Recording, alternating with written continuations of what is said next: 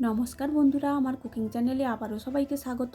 আজ আমি আপনাদের জন্য নিয়ে চলে এসেছি ওলকপি, আলু আর শীতের পেঁয়াজ কলির একটা দারুণ রেসিপি। এই রান্নাটা করার জন্য বিশেষ কিছুর প্রয়োজন হয় না, কিন্তু গরম গরম ভাতের সঙ্গে খেতে কিন্তু দারুণ লাগে। আমি এখানে একটা ওলকপি নিয়ে নিয়েছি, আর একটা নতুন আলু আর কিছুটা পেঁয়াজ কলি নিয়ে নিয়েছি। এই রান্নাটায় একদম নরম দেখে ওলকপি আপনারা নিয়ে নেবেন। তারপরে ওলকপিটা বটি দিয়ে দুফাঁক করে নেব, ভালো করে ছিলে পরিষ্কার করে একদম সরু সরু করে কেটে নেব। এই রান্নাটা করার জন্য ওলকপিগুলো একদম সরু সরু করে কাটতে হবে, তাহলে কিন্তু খেতে ভালো হয়।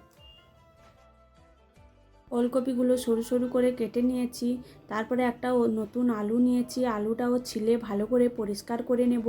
এখন তো বাজারময় নতুন আলু দিয়ে আর ওলকপি দিয়ে এই রান্নাটা খেতে এতটাই ভালো লাগে। তারপরে আলুটা ভালো করে ছিলে নিয়েছি, একদম ওলকপির মতো সরু সরু করে কেটে নেব। আর এখানে কিছুটা পেঁয়াজ কলি নিয়েছি, পেঁয়াজ কলিটাও আলুর মতো লম্বা লম্বা করে কেটে নেব।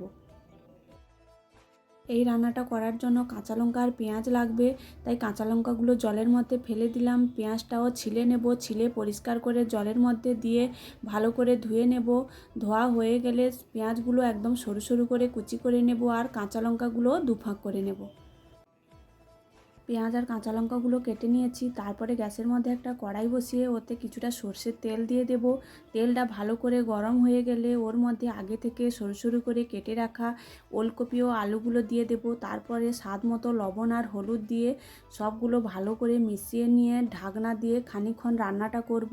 তারপরে আবারও ঢাকনা খুলে নেড়ে চেড়ে আবারও কিছুক্ষণের জন্য ঢাকনাটা দিয়ে দেব, যতক্ষণ না পর্যন্ত আলু আর ওলকপিগুলো ভালোভাবে সেদ্ধ হয়ে যায়। এইভাবে রান্নাটা করে নেব।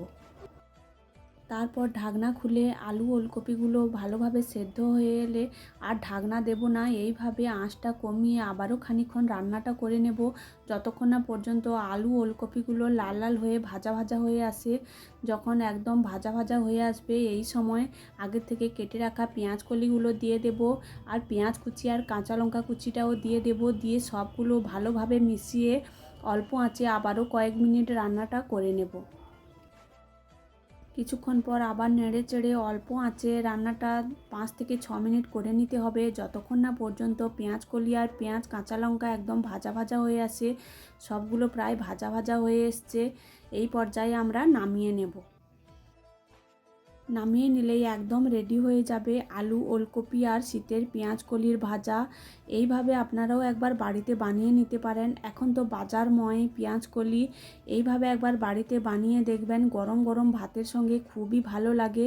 রান্নাটা করতে বিশেষ কিছুর প্রয়োজন হয় না, কিন্তু খেতে দুর্দান্ত হয়। ভিডিওটি ভালো লাগলে আমার চ্যানেলটি সাবস্ক্রাইব করে দেবেন।